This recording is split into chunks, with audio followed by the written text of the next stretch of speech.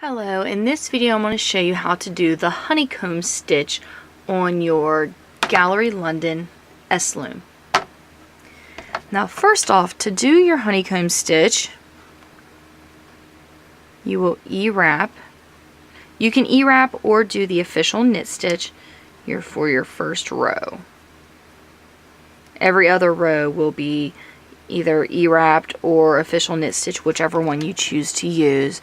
But whichever one you pick, just use it for the entire project. If you're not sure which one you want to use, I suggest getting the yarn you want to use and making a small swatch using the E-wrap knit stitch first, as it's a looser stitch. And then if you find, okay, well, I don't want it quite this loose, then you can do it with the knit stitch. So every other row is E-wrapped. Now, what we're going to do is we want a little bit of a gartered edge on both sides. So the first two pegs and the last two pegs are always going to be purled on this second part. So we'll purl this. And now we need to slip a stitch with yarn in front. Sometimes it will say skip a peg, but typically it'll have the abbreviation WYIF, which is with yarn in front. But to slip a stitch is when you slip it off the peg for whatever reason. This is with yarn in front, so we slip the stitch off the peg, we put the yarn in front of the stitch, and then put that stitch back on the peg the same way it came off. Don't untwist it or anything. Then we'll purl one. Slip a stitch with yarn in front, put that stitch back on, purl one.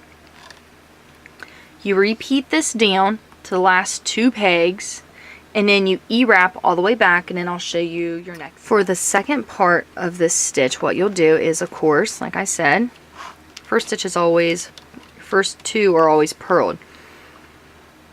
Now the row before, we slipped this one, purled, slip, purled, slip, purled.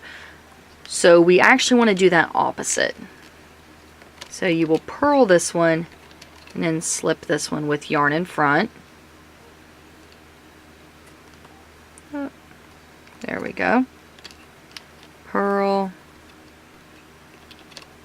slip with yarn in front. There we go. Purl. And remember, sometimes it'll be called a slip, sometimes it'll be called a skip. It just really depends on the pattern you are using. So you do want to make sure that you do read the directions thoroughly to make sure you are doing what the pattern is calling for.